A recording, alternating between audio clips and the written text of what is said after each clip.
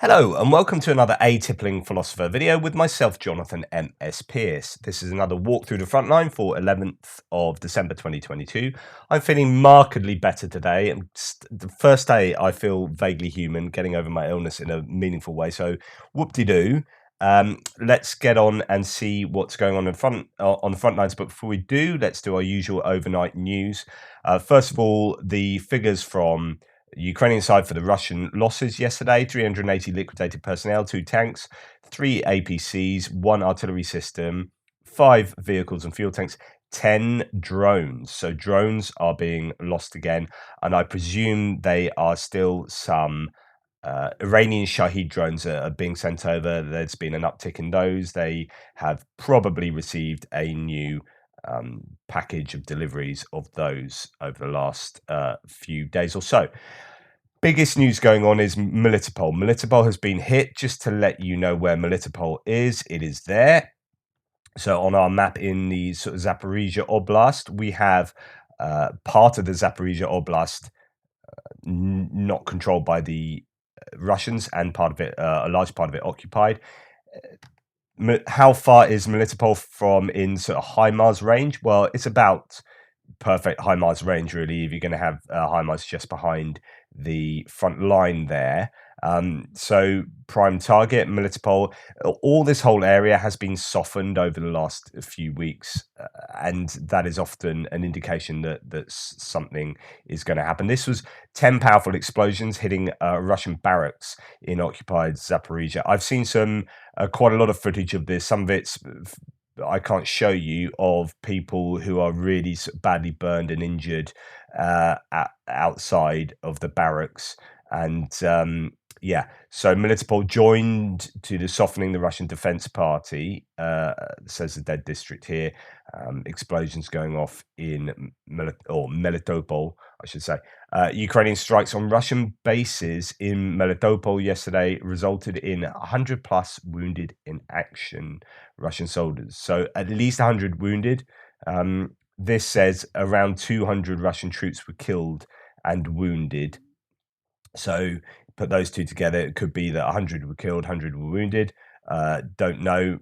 We shall see. That precision strike has caused quite a lot of consternation in the Russian ranks. This is Grey Zone, which is the Wagner blog, saying the armed forces of Ukraine struck with the use of 6 shells from MLRS M142 HIMARS at Melitopol in the Zaporizhia region. Actually, what I have repeatedly said begins. The enemy isolates the locations of our warehouses and deployment points on the basis of a set of reconnaissance measures, after which, tediously, systematically, and methodically, he will strike at the front for at least 3 months, where they plan to develop an offensive.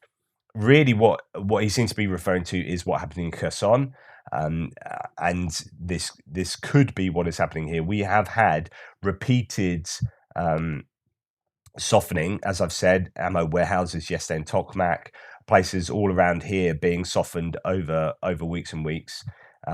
So we will see whether that is the case. But it's not just there. Multiple sites in occupied Crimea were targeted tonight. Explosions reported in Belbek airports, Saki airport, Sevastopol, Simferopol, Yalta, and Zhankoy. So a lot of airports involved in that: Zhankoy, Belbek, and Saki. At least are airports, or have airports there. Besides Simferopol, we haven't seen any confirmation. We will catch the next days if proof comes out. And a previously little-known Ukraine resistance group in Crimea has claimed responsibility for the early morning burning of one of Russia's military barracks on the occupied peninsula. So this is what I told you about yesterday. And this has come from a partisan organization. The base of the mobilized army of the Russian Federation in Ukrainian Crimea is on fire. Our agents worked like clockwork. We have been working on this project for a long time, and of course we succeeded. We will continue to destroy the Russian army from the inside. There are victims. We will publish the first list soon. So that's very interesting. You're starting to get, and stuff like this makes occupying regions of Ukraine really difficult. It's hard enough fighting against an army when you know where they are. Fighting against partisans, it makes everything much more difficult. And in Avdivka, just to let you know where Avdivka is, it's just by Alchevsk. Kharkivka there. So you got Luhansk city, Horlivka and Donetsk city, Alchevsk and Kharkivka. So that's where Kharkivka is. The AFU reportedly targeted a hotel which housed Russian troops, Wagner PMC, with HIMARS missiles.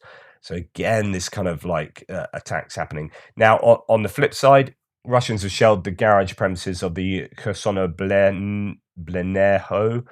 So this is in Kherson, and this is a company for distribution, transportation, and supply of electricity. A fire of 30 square meters was started due to the strike, reports Yaroslav Yanishevich.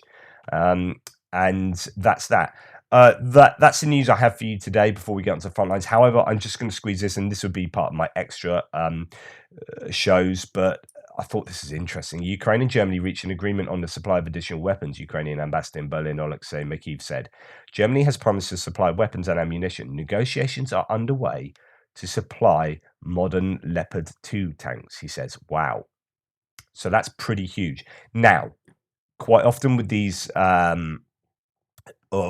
weapons agreements and donations and what have you, is that, and this is the same with Germany over a bunch of things. So a recent RCH shoot and scoots self-propelled guns, they won't be there for 2+ years. So if they do reach an agreement here, this might be a long-term simple business deal as opposed to some kind of emergency donation of these tanks to Ukraine, I would imagine. That's my thoughts anyway. Okay, Frontline, enough preamble. Only joking. One other thing that absolutely is super important to say. An unnamed, this is from the Institute from the Study of War, but this has been reported elsewhere. In fact, they're referring to the Times, saying that the Pentagon is no longer insisting that Ukraine should not strike military targets within Russia. Wow. This is important. The source noted the Pentagon has changed its perspective on this matter following the recent intensification of Russian missile strikes on Ukrainian civilian infrastructure over the last few months, and that the Pentagon has become less concerned regarding the risk of escalation, including nuclear escalation with Russia. The Times suggested that this development is a green light for Ukrainian drone strikes on Russian territory. Interesting, Ukraine yesterday have announced that 2 new drones with really huge they look almost like mini planes with really huge ranges have been given the green light to be manufactured, and they're going to mass produce them. So this could be a moment of a shift possibly here. And I'll let you know about that in the Ukraine War Update Extra. For Ukrainian drone strikes on Russian territory, Ukrainian commitments to Western partners previously stipulated that Ukraine had the right to use force to regain all its territory, including territory seized by Russia in 2014. The US has previously not made an effort to prevent Ukraine from striking legitimate military targets located in sovereign Ukrainian territory, and the alleged statement made by the undisclosed US source is an extension of this previous policy. International law allows Ukrainian forces to strike legitimate targets even in Russian territory, especially targets from which the Russian forces are launching attacks on Ukrainian civilian infrastructure. Absolutely, 100%, completely should be allowed. They need to be able to strike at the very heart of the Russian war machine that is striking Ukrainian energy infrastructure and civilian infrastructure. Okay, as ever, we'll start in the northeast in our Kupiansk-Svatove-Kreminna front line. Let's go there. First thing to note is that a place all the way over here in Novopskov, which is, about 70 kilometers to, I guess, the east of Svatove. And bear in mind that Bilokorakine has been hit by HIMARS before. Now that HIMARS is apparently hit here, that's on a real range of HIMARS. Bear in mind, they won't be on the front line. That's, giving you a 91 kilometer range. Obviously, it could be somewhere around there. But that's been hit by HIMARS. So that could show you that HIMARS really are hitting places outside of their range, outside of their technical range. Okay, quite a bit of activity going on sort of north of Svatove, northwest. So still stuff happening around Pavlivka. Not too much news out of there. Apparently, there's Ukrainians unsuccessfully attacked the Sinkivka Liman line. I don't really know what that means. It's come from Robar originally, but it's in ISW as well. A Russian mail blogger claimed that Ukrainian forces unsuccessfully tried to attack the Sinkivka Liman line. I just don't understand what that line is. Whether it's like Liman Pershi and Sinkivka, but they already control that area. I don't know. Anyway, activity probably up around here. Concerning that. Now, as we come down further south, still not that much information about Yehidne, and there was quite a lot of activity around Kislivka and Yehidne last week or a few days back, but it's gone all a little bit quiet again. Just to remind you that Ukraine had pulled out of Novoselivka here, that it's raised to the ground and they voluntarily pulled out of there. And other than that, we have had news that a recon group was hit. A Ukrainian recon group was hit all the way over in Dachne, which is very close. It's about 3 kilometers from Svatove, and apparently, according to the Russians, they were kind of taken out and then ran away into the forest areas. So, for a recon group working so close to Svatove and behind enemy lines, if you like, is quite striking. So there you go, that's really all that I can derive from what's going on up this neck of the woods. It is interesting that there is definitely evidence that Ukrainians are closer to Svatove, Ploshchanka, and Chervonopopivka, Zitlivka and Pyshane. I've moved the line further forward to Pyshane because there seems to be activity on the outskirts of Pyshane. The Ukrainians are pushing there. All the usual sorts of things, which are repelled attacks, repelled counterattacks, so on and so forth. We still have claims of Russians attacking towards Nevska, and we still have claims of Russians attacking towards Liman. We also have claims that they have made a few successful sort of establishment of some outposts around Bilorivka, so a bit of Russian gains there, possibly, but that's coming from the Russians. In fact, some interesting things that the ISW reports. Haidai, who's Ukrainian member of the General Staff, I think, stated that Russian forces have tasked newly mobilized forces along the Svatove-Kreminna line to exhaust Ukrainian forces with counterattacks before Ukrainian forces can start a counteroffensive in the direction of Starobilsk. So just to let you know, Starobilsk is there. So it seems that the Ukrainian command is saying that there's an uptick in Russian attacks over the last week to really try and grind down the Ukrainians here because they recognize or they think that there's going to be some big counteroffensive towards Starobilsk. So it's about harassing the Ukrainians to put a real thorn in their side in terms of that counteroffensive. ISW previously assessed that Russian forces intend to increase the pace of spoiling attacks, that's what I was saying, in western Luhansk and eastern Kharkiv oblasts to preempt an increased pace of Ukrainian counteroffensive operations in the winter. So I think that's interesting. Counter-offensive operations in the Kreminna area carry on happening and repelled attacks. Russian MOD claimed that Russian forces thwarted Ukrainian assaults in the direction of Chervonopopivka and Dobrova. A Russian Milbrogger claimed that Ukrainian forces also conducted assaults near Ploshchanka. And, there's ongoing attacks around the Makivka, Chervonopopivka sort of axis there. In other words, lots of fighting going on in this entire area. There you go.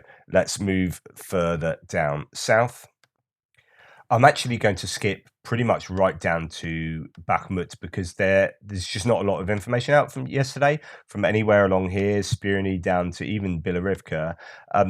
What there has been some recognition, some Russian military bloggers are basically saying that, yes, the expectation is that the Russians are not trying to attack Bakhmut head on, really, although they still appear to be doing that, but it is about encircling, taking those villages to the north and to the south of Bakhmut.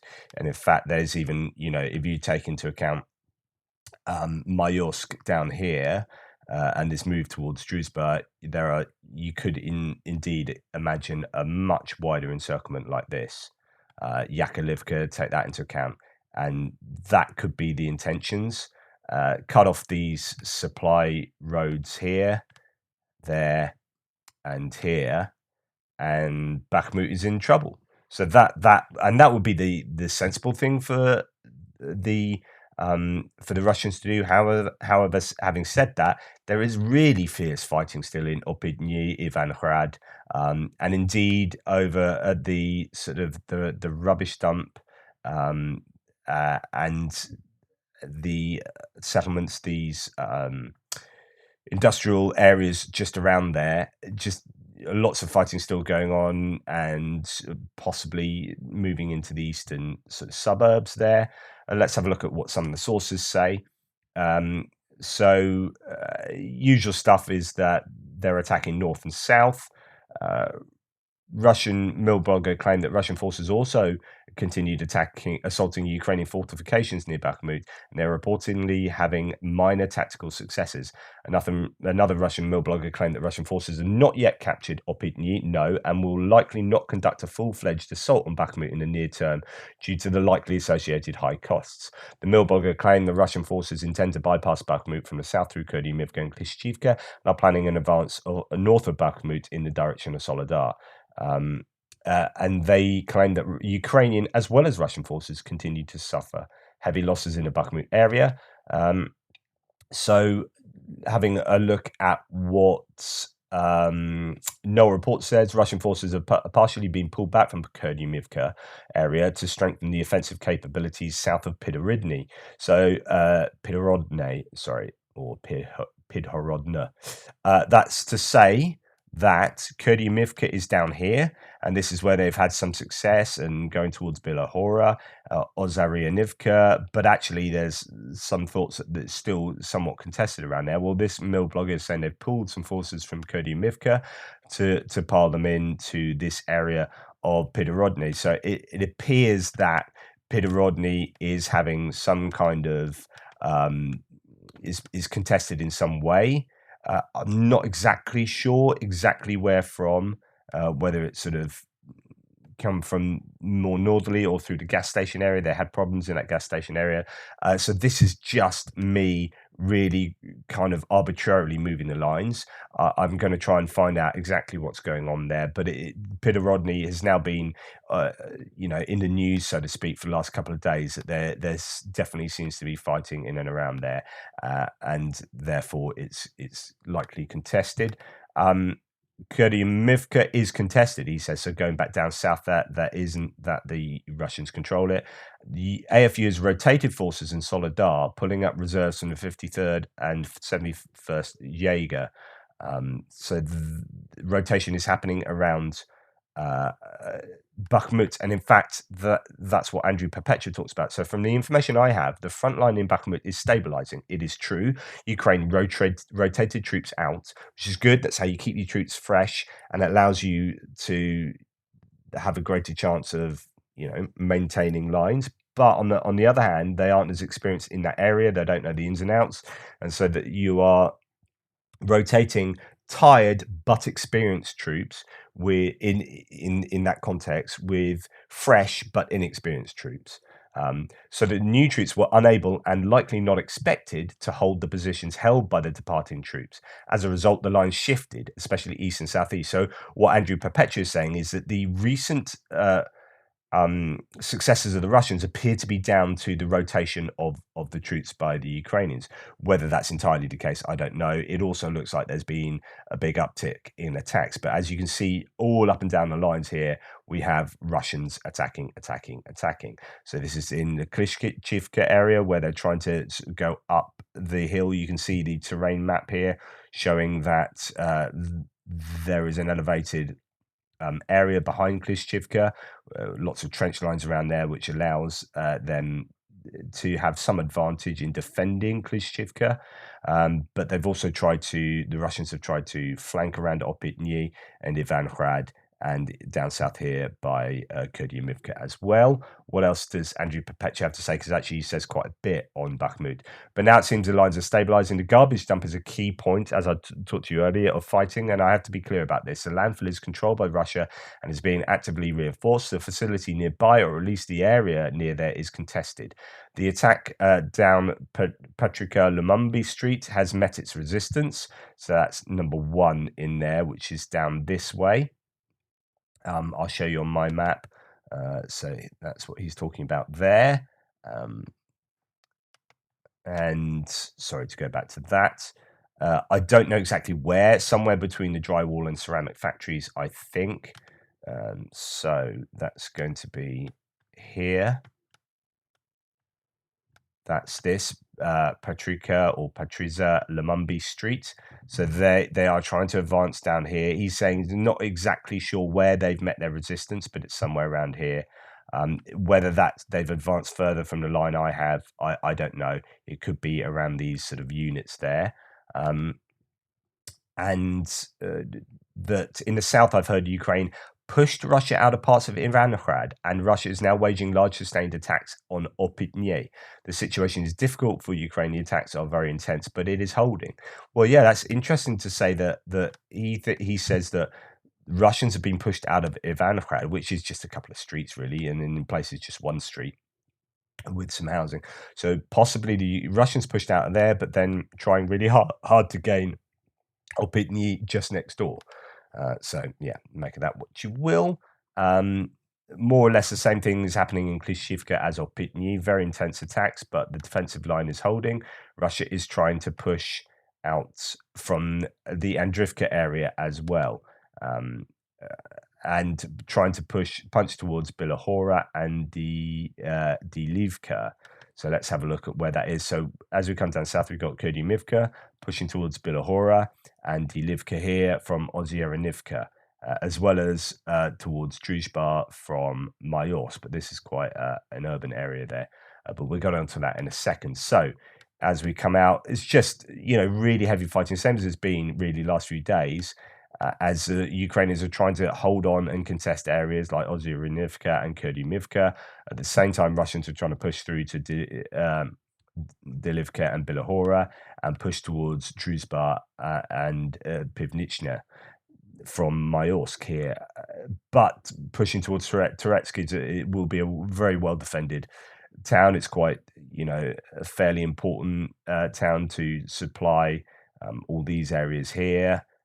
So it's going to be difficult, possibly as difficult as Bakhmut to some degree, although it's slightly smaller. There you go. So that's what's happening in the Bakhmut area. Quite a lot of intense fighting. As we come down towards the Avdivka area, let's see what the news is there. Really not a lot of news coming out of Avdivka, particularly. Russian forces have been repelled in Novelsky area, which is just here, Novelska.